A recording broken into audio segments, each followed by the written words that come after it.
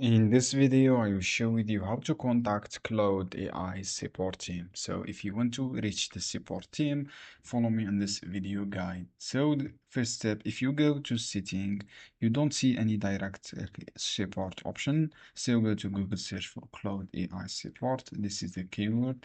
Click the first website here. So from this page, you have different things. You will see this setting privacy. Go to this option from here. You have a bot asset. So from this bot, you can start send a message. As you can see here, this is for the message. You can search and you can find your solution through from this option from this customer. As you can see here, this is how you can do friends to reach the support team.